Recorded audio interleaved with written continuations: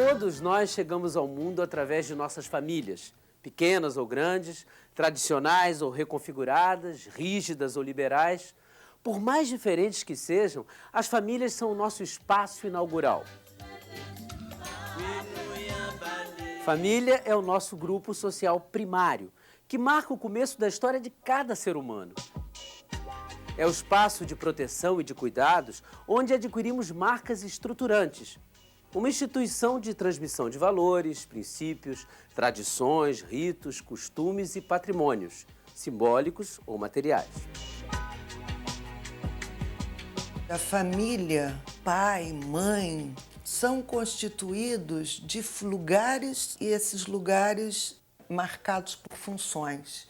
O que importa não é a pessoa A ou B. O que importa são essas funções, materna, paterna. Função paterna, função materna e filho constituem a família. Tem aquele conceito mais tradicional que passa, assim, pai, mãe, sanguíneo, né, que tem relação sanguínea, mas também eu acho que família é mais do que isso. Tem pessoas que têm uma relação mais afetiva com uma pessoa que não tem nenhum vínculo sanguíneo e que é muito importante, ajuda na criação e na formação da pessoa. Então acho que família abrange mais o afeto. Minha mãe morreu de AVC, acidente vascular cerebral. Quem ficou no lugar dela foi minha irmã, perdão. Ela, na época ia fazer 14 anos, mas para uma adolescente de 14 anos ter que cuidar de uma criança e de uma casa é muito complicado. Além dos meus pais, minha irmã, meus tios, meus avós, todas as pessoas que participaram da minha criação, acho que os meus amigos que estão bem próximos de mim, que não são muitos, sabe que amigos mesmo a gente pode contar nos dedos. Então essas pessoas eu considero da minha família mesmo, quando tem um conceito mais amplo. Na antropologia, a gente tem que entender a família dentro das relações de parentesco. Na nossa sociedade, essa família que nós entendemos é uma família, um modelo mais nuclearizado, pressupõe, sim, uma conjugalidade, portanto, homem e mulher. Tradicionalmente, segundo Levi-Strauss, né, os homens casam com mulheres para trocar mulheres com outro grupo, né? A estrutura básica do parentesco é essa, mas para existir a família, você tem que ter a sua descendência.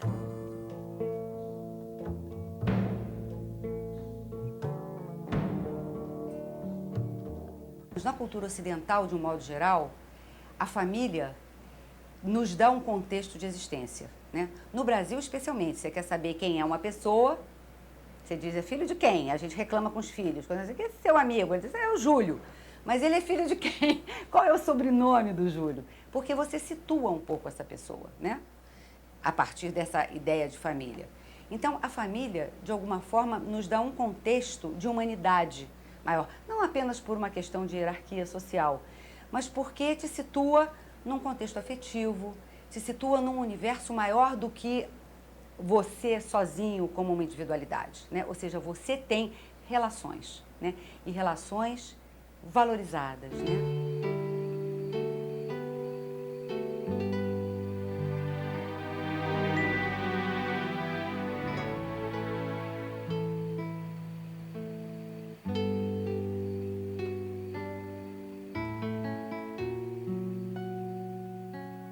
Houve um tempo em que o casamento era uma decisão da conveniência das famílias, de acordo com imperativos sociais e patrimoniais.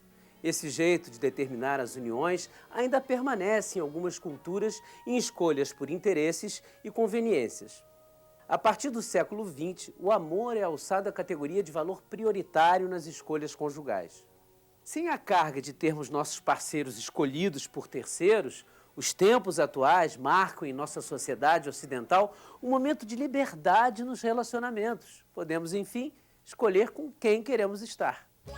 Família eu conheço como assim a base da sustentabilidade do indivíduo.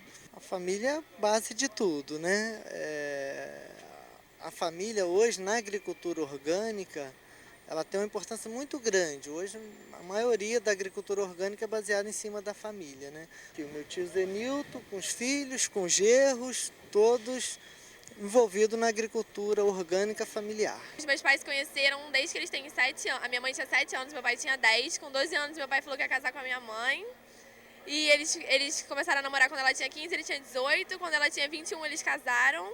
E eles ficaram casados 21 anos, eles se separaram tem mais ou menos um mês. E tá sendo meio difícil, mas eu acho que eles vão voltar. Estão no processo de se entender de novo.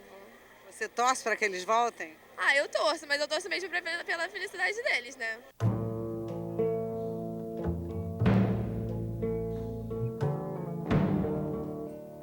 Família acho que é uma grande prova de amor, né? A gente diariamente procura fundamentar cada vez mais o sentimento de amor entre as crianças, trazendo exemplos, bons amigos para dentro de casa, procurando expandir relações de uma forma correta.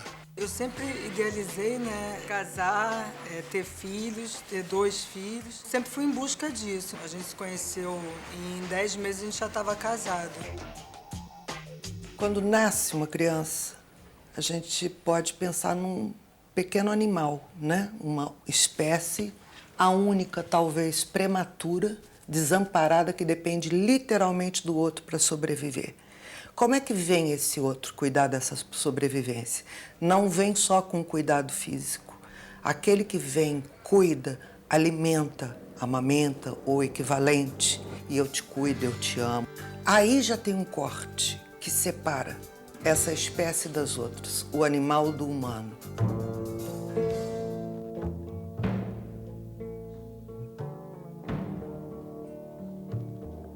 Eu tinha um relacionamento com uma pessoa muito nova também, eu também muito novo, inexperiente, entendeu? Aí a gente, assim, para abreviar, no começo a gente desentendemos, veio a separar, entendeu? E eu já tinha as 2 filhas, já tinha as 2 meninas, uma com 1 aninho e pouco, faz 2 anos, e a outra com 1 ano, ia fazer 1 ano. Aí aconteceu de se separar, ela deixou as meninas na minha mãe, eu tinha que trabalhar, como é que eu vou ficar com as meninas? A princípio ele ficou na minha mãe e falou, mãe, quando chegar em casa a gente vai resolver isso aí. A minha tia era apaixonada pela mais novinha, a Larissa, é Raíssa e Larissa, as 2. Aí ela falou, Dabi, eu fico com a mais nova, você fica com a outra aqui. Eu já morava com a minha mãe, já fui morar com a minha mãe e continuou, né? Processo de cuidar das crianças, de educar, entendeu? De dar o suporte, né? Resguardar elas e acolher e dar o meu jeito, entendeu? Cuidar, prover e educar são funções importantes na formação do bebê concebido por um casal. Essas funções podem ser exercidas tanto por mulheres quanto por homens. Para a psicanálise, acho que a gente tem que pensar nessas funções e pensar nos tempos atuais, em como essas funções, esses elementos se inserem nos tempos atuais. Isso sim está mudando e não acabando, né? A gente tem que acolher e respeitar essas mudanças. O que não está sendo feito, não se acolhem, não se respeitam mudanças. Somos muito resistentes à mudança. Então, a família tradicional tende a repudiar aquele filho que lhe apresenta a mudança, né? A família nova, por exemplo, a homossexualidade, o seu par homossexual.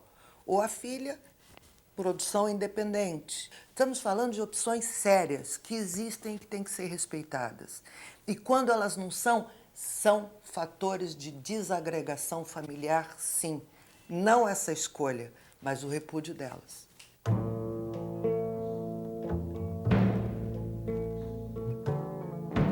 Se em tempos antigos a razão dos desconfortos podia ser atribuída à falta de escolha, hoje é o próprio fato da escolha do amor e do desejo que desencadeia conflitos e insatisfação. Ou seja, se escolhemos o parceiro errado, a culpa não é mais dos nossos pais e nem das convenções sociais, é nossa.